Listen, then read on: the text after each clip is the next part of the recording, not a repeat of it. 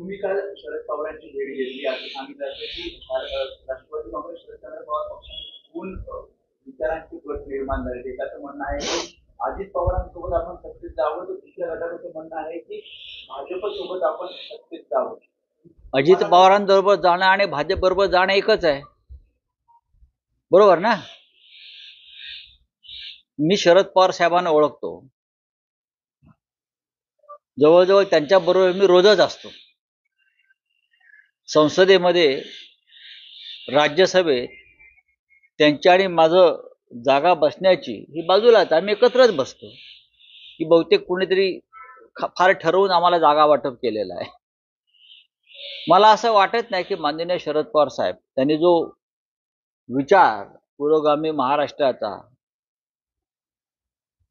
त्यानंतर धर्मांध शक्तीपासून दूर राहण्याचा विचार जो यशवंतराव चव्हाणांपासून आम्ही या महाराष्ट्रामध्ये रुजवण्याचा प्रयत्न केला, अशा विचारांपासून माननीय शरद पवार साहेब दूर जातील आणि हे जे भाजपच्या गोटात सामील झालेले हौशे नवशे गवशे आहेत, घाबरून पळून गेलेले, त्यांच्या नादाला लागून काही वेगळा विचार करतील याच्याविषयी माझ्या मनामध्ये म्हणजे अजिबात करणार नाहीत.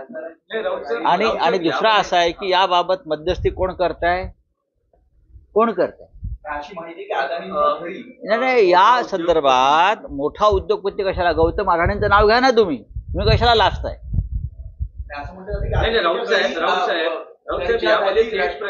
बघा, गौतम अडाणींच्या घरी अलीकडे राजकीय चर्चा होतात, महाराष्ट्राचे भविष्य ते ठरवण्याचा प्रयत्न करतात.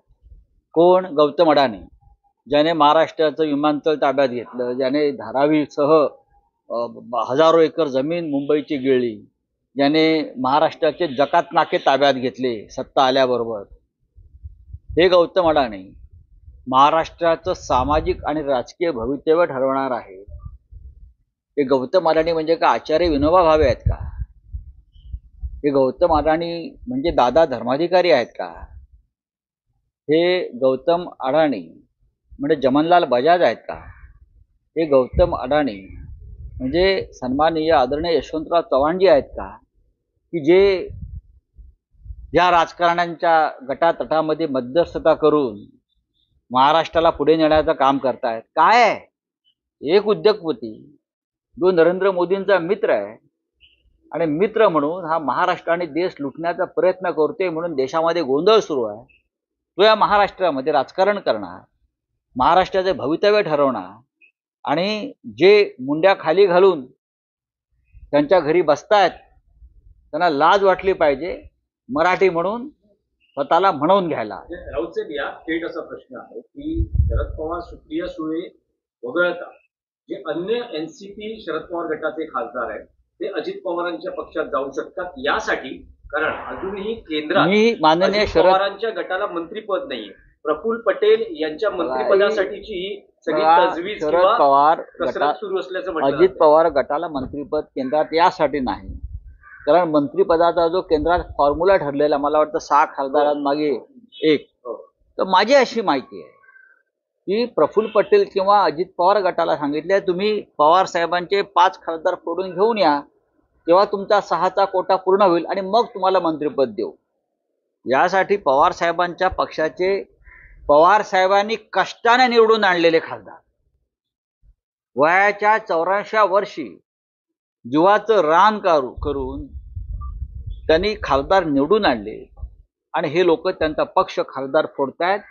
फुटणाऱ्याला लाज वाटली पाहिजे, कोणी असते, फुटणाऱ्याला शरम वाटली पाहिजे. मी जसं काल म्हणालो दिल्लीमध्ये पवार साहेबांच्या, मला विचारला प्रश्न, मी जर हे पाप केलं असतं पक्ष सोडून जाण्याचं, गद्दारी करण्याचं शिवसेनेमध्ये, तर माझ्यामध्ये हिंमत नसती बाळासाहेब ठाकरेंच्या नजरेला नजर भिडवण्याची किंवा उद्धवजींच्या नजरेला नजर भिडवण्याची. मी हा निर्लज्जपणा करून आलो नसतो भेटायला कोणालाही, कारण मी पाप केलंय, माझं मन मला खात आहे. नाही, पण राऊत साहेब, शरद पवार गटाचे काही खासदार हे नॉट रिचेबल असल्याचंही म्हटलं मला वाटत नाही. काल सगळे खासदार मी पवार साहेबांच्या बंगल्यावर पाहिले, मी स्वतः पाहिले. काही लोकांनी अजूनही लाज शिल्लक ठेवल्याचं मला त्यांच्या बोलण्यातून दिसत आहे.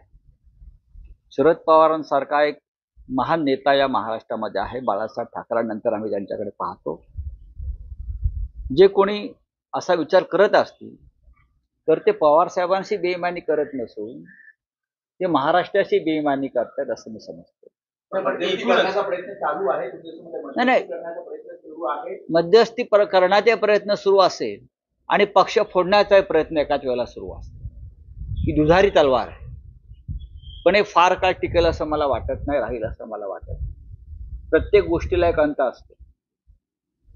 तुम्ही प्रत्येक या जगामध्ये असे जे राज्यकर्ते हुकुमशहा निर्माण झाले त्यांचा अंत अत्यंत वाईट पद्धतीनं झाला. मग हिटलर असेल, असद असेल, सद्दाम हुसेन असेल, इदी अमीन असेल, सगळ्यांचाच अंत शेवटी लोकांच्या हातून होतो आणि यालाच मी लोकशाही मानतो. पण राऊत साहेब, जशी शरद पवारांच्या पक्षात अस्वस्थता आहे तसं म्हटलं जात आहे की महाराष्ट्रात महाविकास आघाडीमध्येही अस्वस्थता आहे. कसली अस्वस्थता? काँग्रेस आणि शिवसेनेमध्ये यासाठी, कारण भाजपच्या नेत्यांकडून दावे आहेत की काही महाविकास आघाडीचे आमदार आमच्या संपर्कात आहेत. बघा, त्यांच्याकडे सत्ता आहे, त्यांच्याकडे प्रचंड काळा पैसा आहे. पैसा नाही, काळा पैसा, ब्लॅक मनी, लुटलेला पैसा आहे. त्यांच्याकडे police, ED, CBI, income tax अशा यंत्रणा आहेत. त्याच्यामुळे ते अशा प्रकारचे दावे करू शकतात. या यंत्रणा जर आमच्याकडे असत्या तर अख्खा भाजप आम्ही 15 मिनिटात खाली केला असता.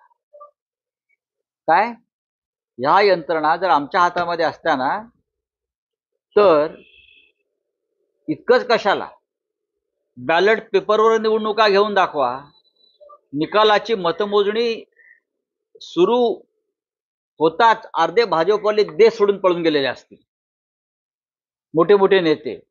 तर या गोष्टी आम्हाला सांगू नका. माझ्यासारखा माणूस आहे ना, कोणाच्या बापाला घाबरत नाही. आम्ही सगळं भोगून पक्षामध्ये तुरुंगवास भोगले, मारामाऱ्या केल्या, सगळं रक्त सांडलंय, रक्त पाहिलंय. आता आम्ही सभ्य झालेलो आहोत. जोपर्यंत सभ्य आहोत तोपर्यंत आम्ही सभ्यतेनं राहू. महाराष्ट्राच्या मुळावर याचा प्रयत्न कराल तर पुन्हा 105 हुतात्मे देण्याची तयारी फक्त उद्धव ठाकरे यांच्या नेतृत्वाखालच्या शिवसेनेमध्ये आहे. आणि त्या 105 हुतात्म्यातला पहिला हुतात्मा संजय राऊत असेल महाराष्ट्रासाठी. राऊत साहेब,